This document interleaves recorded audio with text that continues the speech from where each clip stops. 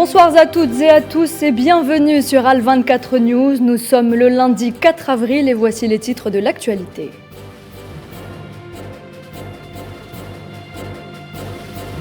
Le groupe de contact arabe avec à sa tête l'Algérie à Moscou puis à Varsovie au moment où Kiev accuse Moscou de génocide. Le Kremlin dément et convoque une réunion du Conseil de sécurité de l'ONU.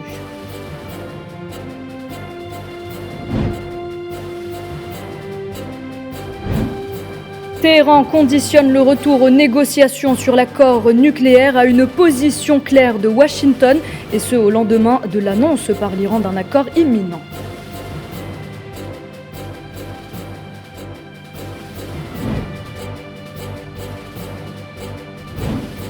Au Pakistan, le chef du gouvernement, Imran Khan, crie à la tentative de déstabilisation.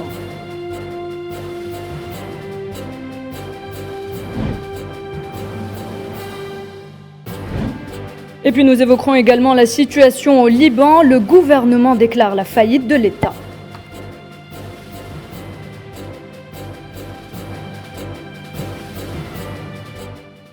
Et c'est avec le conflit russo-ukrainien que l'on entame cette édition. Au 40e jour de l'opération militaire, les deux parties reprennent les pourparlers. Le groupe de contact arabe avec à sa tête l'Algérie est aujourd'hui à Moscou avant de se rendre à Varsovie pour tenter de jouer les médiateurs entre les deux belligérants.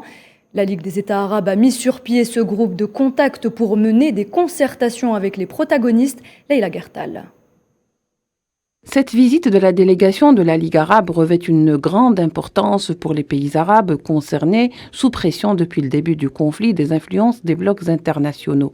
La délégation en question tentera d'apaiser la tension et d'entrevoir une médiation entre Moscou et Kiev afin d'arriver à un cessez-le-feu ou du moins à des pourparlers sérieux à même de permettre une sortie de crise avec un minimum de dégâts. Le ministère russe des Affaires étrangères avait tweeté annonçant et confirmant la nouvelle. L'ambassadeur russe en Algérie l'a également confirmé, saluant cette initiative, preuve que Moscou a bien perçu l'approche. Ces pays arabes d'importants producteurs de pétrole et de gaz, mais aussi grands importateurs de blé russe et ukrainien à la fois, sont très conscients de la gravité de la situation et des pressions qu'ils subissent pour les obliger à se positionner dans un conflit qu'ils n'ont pas du tout choisi. Des pays qui veulent conserver leur neutralité positive, ce qui ne signifie aucunement qu'ils acceptent d'être marginalisés. Car même s'ils défendent l'intégrité de l'Ukraine, il n'en demeure pas moins qu'ils comprennent bien les motivations de la Russie et qu'à aucun moment ils n'acceptent de jouer aux arbitres.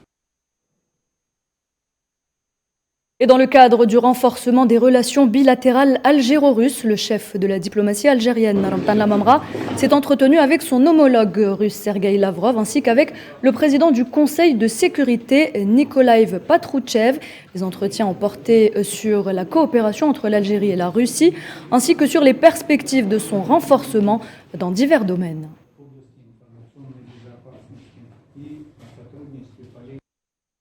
La position arabe par rapport à ce conflit est une position médiane et la diplomatie arabe entre en action dans le conflit avec des discussions aujourd'hui à Moscou puis demain à Varsovie. La délégation arabe doit non seulement convaincre Russes et Ukrainiens, mais aussi l'Occident, de l'avis du politologue algérien Abdelkader Soufi. La Ligue arabe, donc représentée aussi par ces acteurs qui représentent la délégation, est en train de, on va dire, de retrouver un point de stratégique sur la scène internationale. Cette délégation a des chances de trouver oui dans les deux camps. Et quand on parle des deux camps, le côté russe, mais en parlant du côté ukrainien, et il s'agit surtout de trouver un compromis avec l'Occident, parce qu'en définitive, la question dépasse l'Ukraine, c'est la continuité d'une guerre froide qui a observé un laps de temps, une accalmie ou une pause qui revient dans un contexte beaucoup plus grand, au-delà aussi du conflit russo-ukrainien. Il s'agit d'un autre conflit dimensionnel, c'est le conflit sino-américain. La délégation arabe avec à sa tête l'Algérie peut peser d'un bon poids dans la perspective d'une issue diplomatique et politique du conflit en Ukraine, comme le souligne Abdelkader Soufi. L'importance de cette délégation repose essentiellement sur le rôle de l'Algérie, qui est un État fiable et que, justement, par rapport à ce conflit, d'autres médiations ont échoué par problème de conviction et de confiance. L'Algérie est un partenaire stratégique des Russes et un partenaire aussi économique des Ukrainiens et est un partenaire surtout fiable, en qui on a confiance et qui peut justement de ce point de vue-là à le respect de l'ensemble des acteurs et ce qui pourrait amener à trouver des issues ou des points de convergence. Et toujours à propos du conflit en Ukraine, des crimes de guerre ont-ils été commis à Boutcha, petite ville située au nord-ouest de Kiev. Suite aux exactions qui y ont été constatées, les autorités ukrainiennes exigent des réponses au moment où les regards des Occidentaux sont braqués sur l'armée russe, accusée d'avoir perpétré ces massacres. Moscou dément ces accusations. Rim Boukhari.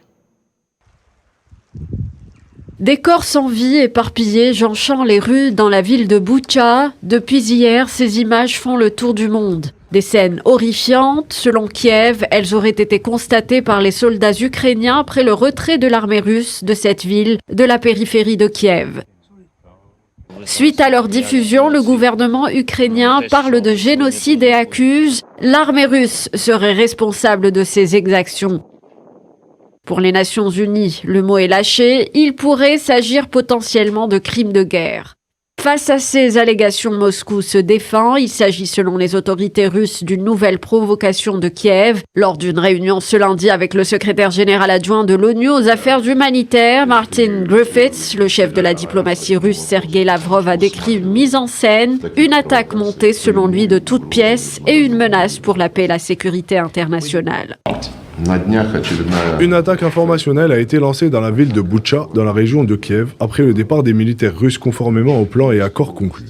Quelques jours plus tard, une mise en scène y a été fabriquée que des représentants ukrainiens et leurs mécènes occidentaux distribuent sur toutes les chaînes et réseaux sociaux. L'armée russe s'est complètement retirée de cette ville le 30 mars. Nous avons exigé une réunion urgente du Conseil de sécurité de l'ONU sur cette question. Nous considérons ces provocations comme une menace directe à la paix et à la sécurité internationale. Auparavant, le ministère de la Défense russe a indiqué qu'aucun civil n'a subi d'actions violentes lorsque ses troupes étaient présentes à Boutcha. Dans un message vidéo, le maire de la ville ukrainienne, Anatoly Fedoruk, annonçait que le 31 mars resterait dans l'histoire comme étant le jour de la libération de sa ville, sans évoquer les scènes des cadavres entassés dans les rues. Plusieurs médias présents à Boutcha ont également précisé ne pas avoir été en mesure de vérifier de manière indépendante qui était derrière ces exactions.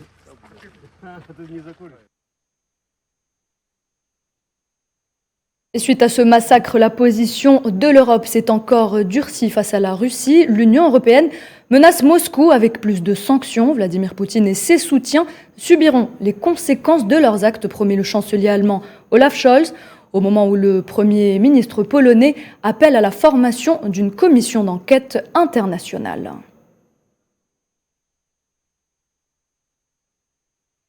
La position donc de l'Europe s'est encore durcie face à la Russie. Nous y reviendrons dans nos prochaines éditions. Et puis, je vous le disais en titre, l'Iran ne retournera à Vienne que pour finaliser un accord sur le dossier du nucléaire avec les grandes puissances. C'est ce qu'a affirmé Téhéran au lendemain de l'annonce par l'Iran qui laissait entendre qu'un accord était proche pour sauver le pacte de 2015. Les explications de Souhila Kilal. La patience de l'Iran semble arriver à ses limites. Par la voix du porte-parole du ministère iranien des Affaires étrangères, Khatib Saïdzada, Téhéran informe le monde que sa délégation ne retournera à Vienne que pour finaliser un accord sur le dossier nucléaire avec les grandes puissances. Pour le moment, nous n'avons pas encore de réponse définitive de la part de Washington. Si Washington répond aux questions en suspens, nous pouvons nous rendre à Vienne dans les plus brefs délais. Nous ne nous rendrons pas à Vienne pour de nouvelles négociations, mais pour finaliser l'accord sur le nucléaire, il faut donc attendre la réponse de Washington. Ces propos qui sonnent comme un ultimatum lancé par l'Iran aux États-Unis et au reste du monde interviennent au lendemain de l'annonce faite par le ministre iranien des Affaires étrangères, Hussein Amir Abdollahian. Ce dernier avait laissé entendre qu'un accord était proche pour sauver le pacte conclu en 2015 entre Téhéran et les grandes puissances sur le programme nucléaire iranien. Le secrétaire général des Nations Unies, Antonio Guterres, a de son côté souligné l'importance des négociations qui se tiennent à Vienne, exprimant l'espoir que les deux parties puissent parvenir à un accord le plus tôt possible. L'accord de 2015 s'est délité après le retrait unilatéral en 2018 des États-Unis sous la présidence de Donald Trump, suivi du rétablissement des sanctions contre l'Iran qui, en réaction, s'est progressivement affranchi des limites imposées à son programme nucléaire. L'actuel président américain Joe Biden veut revenir dans les accords à condition que Téhéran renoue avec ses engagements. Alexander Vučić, réélu à la tête de la Serbie, une victoire écrasante pour le candidat à sa propre succession. Il remporte un second mandat de 5 ans dès le premier tour avec 60% des voix. Je vous propose d'écouter le président serbe. J'ai obtenu entre 59,9% et 60,1% des voix. Je crois que nous devrons affronter de nombreux défis, mais le plus important pour la Serbie est d'avoir de bonnes relations dans la région, de poursuivre sa marche européenne, mais sans détruire en même temps les liens avec ses amis traditionnels. Autre élection législative, cette fois-ci, elles se sont déroulées en Hongrie, un scrutin à l'issue duquel le Premier ministre Viktor Orban brigue un 4e mandat. Les analystes avaient prédit une bataille serrée, mais les résultats sont sans appel. Le parti d'Orban revient de loin en remportant 53,35% des suffrages.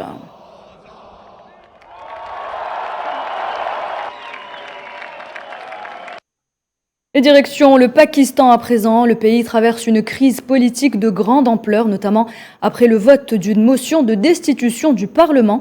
Le chef du gouvernement crie à la tentative de déstabilisation. Les détails avec Sofiane Baroudi. La motion de retrait de confiance au Premier ministre a précipité ce qui ressemble à une crise politique. Dissolution du Parlement et convocation d'élections générales anticipées.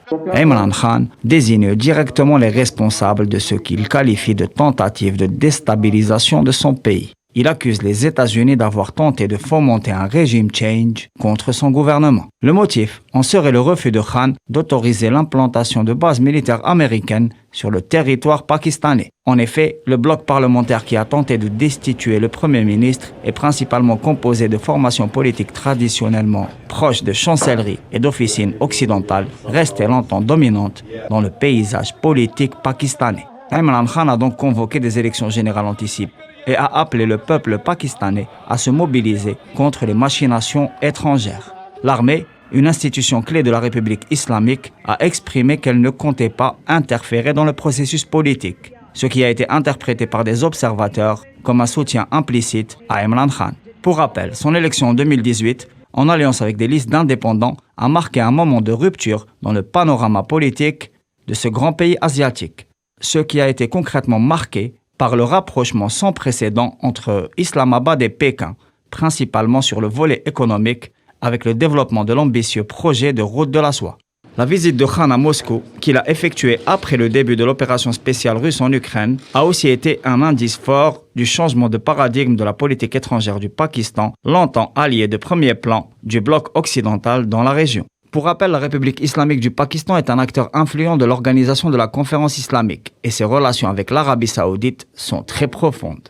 Islamabad a toujours eu un rôle déterminant dans les différentes phases de la crise afghane depuis plus de 4 décennies. Ayant accueilli des millions de réfugiés afghans, le Pakistan demeure le plus grand interlocuteur du nouveau régime au pouvoir à Kaboul, ce qui augmente son poids dans l'horizon de stabilisation de la région, ce qui préoccupe au plus haut point Pékin et Moscou. Enfin, le Pakistan est une puissance nucléaire, en conflit avec son voisin indien, notamment autour de la région du Cachemire, une zone de grande tension, notamment depuis la suppression du statut spécial de cette région, dernièrement par New Delhi. Parlons économie, prometteuse et fructueuse, la coopération économique algéro-italienne passe souvent par le développement bilatéral et repose sur un pilier, celui du secteur de l'énergie. Les deux parties veulent renforcer leur sécurité énergétique à la suite des soubresauts géopolitiques en Ukraine. L'Italie peut compter sur son partenaire de toujours, l'Algérie. Souad Ben Bartouche.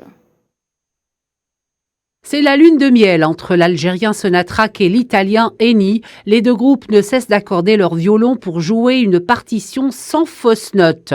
À la faveur d'une nouvelle rencontre entre le PDG de Sonatrach, Toufiq Hakkar, et le directeur général d'Eni, Claudio Descalzi, à Alger, des dossiers sur les investissements en cours ont été abordés. Nous avons une relation quand même stratégique pour le développement des activités ici déjà en Algérie. Donc nous avons une relation, une vision à moyen et long terme pour le développement de toutes les activités, soit oil and gas et les énergies nouvelles et renouvelables.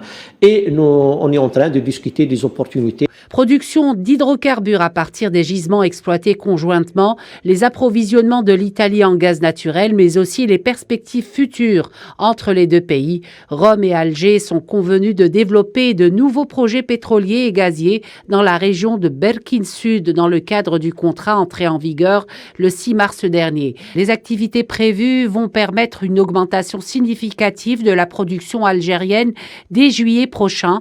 À l'ordre du jour aussi, les perspectives à court et moyen terme pour l'augmentation des approvisionnements de l'Italie en gaz naturel par le biais de Transmed, le gazoduc reliant les deux pays. Avec 1,5 milliard de mètres cubes de gaz pompé par l'Algérie en faveur de son partenaire, en un mois seulement, le pays devient en janvier dernier le premier fournisseur de gaz de l'Italie, déclassant ainsi le grand fournisseur qu'est la Russie.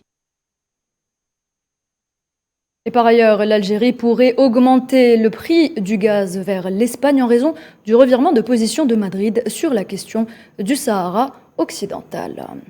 À propos du Sahara occidental, de nouvelles attaques de l'armée sahraoui ont été menées contre des positions et des retranchements des forces d'occupation marocaines dans le secteur de Mahbes, leur causant de lourdes pertes en vie humaine et en matériel.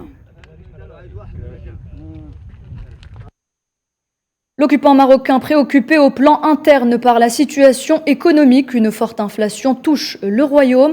Elle pourrait atteindre les 4,7% à la fin de l'année contre 2% lors des 2 dernières décennies. Selon la Banque centrale du Maroc, le carburant est particulièrement touché.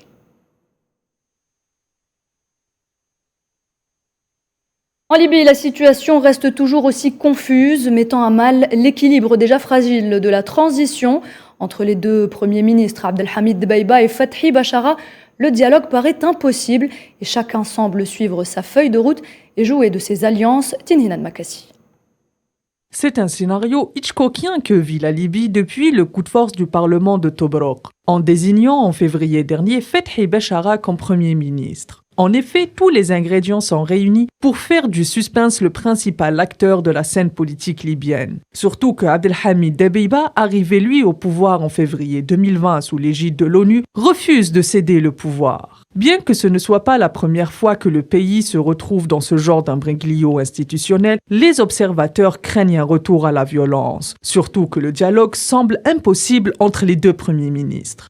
Alors que l'exécutif de Fathi Bachara continue à prêter serment devant le président du Parlement, à savoir Aguila Saleh, dans son bureau à Al-Uqba, de son côté, Abdelhamid Dbeibah cherche de nouvelles alliances pour asseoir son pouvoir. Ainsi, Sadiq Al-Ghariani, grand moufti de la Libye, connu pour sa pratique d'un islam rigoriste, figure parmi les proches de Abdelhamid Dbeibah, qui vient également de nommer Abdelghani El-Kikli commandant de la milice Raniwa. Les rivalités entre les institutions Est et Ouest de la Libye ne sont un secret pour personne, sauf que ces dernières ont été exacerbées par les interventions étrangères. Même si, concernant le bras de fer entre Dbeibah et Bachara, la communauté internationale joue la carte de la prudence et elle veut favoriser un dialogue de paix entre les deux.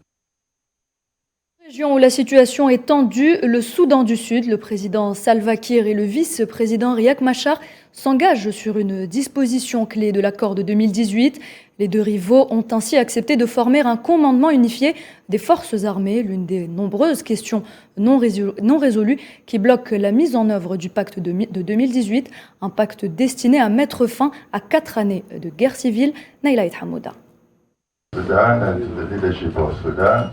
Une poignée de main et une lueur d'espoir jaillit au Soudan du Sud. Les deux rivaux, Salva Kiir et Riek Machar, se réunissent pour ressusciter l'accord de paix de 2018 ayant mis fin à 50 ans de guerre civile. Les deux hommes ont signé aujourd'hui la mise en œuvre du traité sur la disposition militaire cruciale. Kiir et Machar ont accepté de former un commandement unifié des forces armées sud-soudanaises. Le processus de paix semble avoir fait un sérieux pas en avant. Nous avons convenu et signé un accord pour aller de l'avant. Le plus important n'est pas seulement la signature, mais la mise en œuvre de ces articles. Le silence des armes est le plus important pour la paix.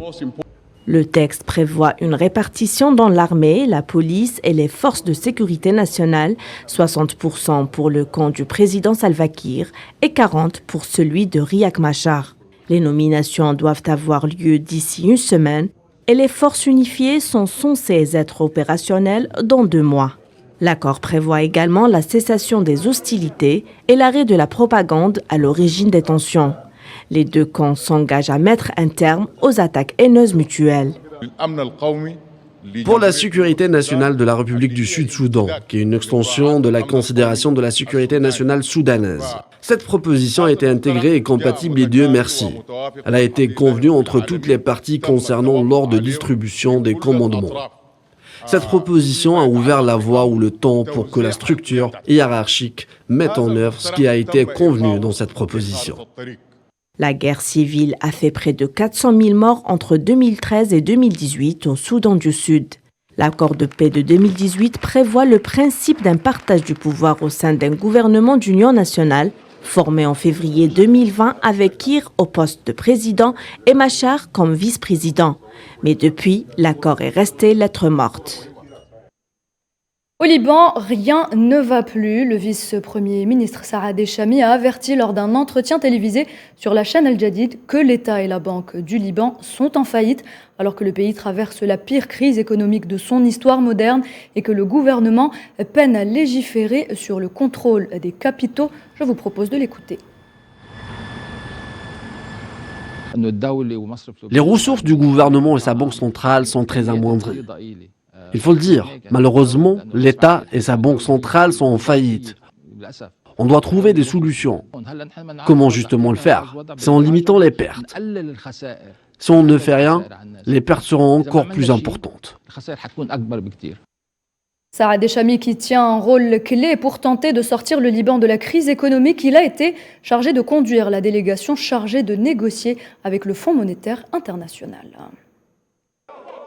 Le président et son premier ministre restent en place, tandis que 26 autres membres du gouvernement présentent leur démission. Depuis plusieurs jours, la colère des Sri Lankais s'intensifie suite à une crise économique inédite et sans précédent pour le pays depuis son indépendance en 1948, de par son ampleur et sa gravité. Entre pénurie alimentaire, coupure d'électricité et inflation galopante, la situation est devenue invivable pour les 22 millions d'habitants de l'île.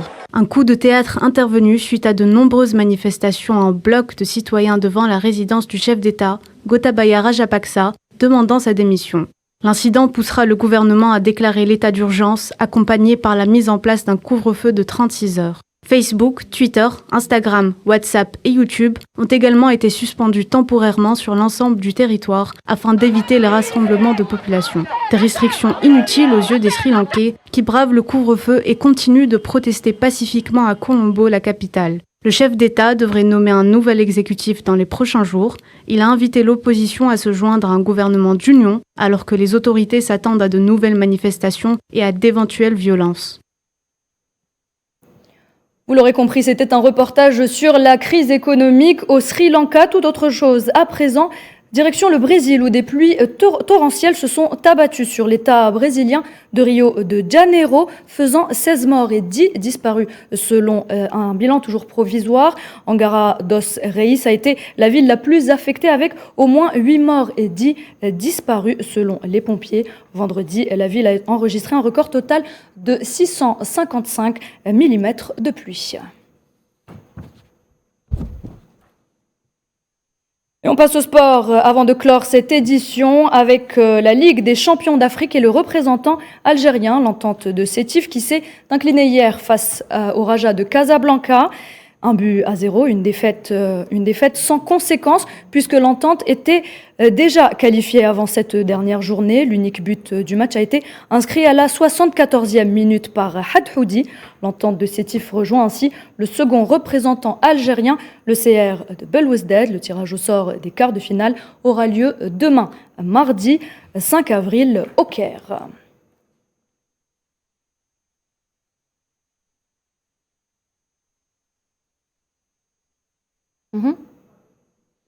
Et en Coupe de la CAF, la GS Saoura, malgré sa victoire 2-0 face au Royal Léopard d'Eswatini, ne verra pas les quarts de finale, car dans le même groupe, les Sud-Africains d'Orlando Pirates et les Libyens d'El Ittihad se sont neutralisés sur un score vierge 0 partout.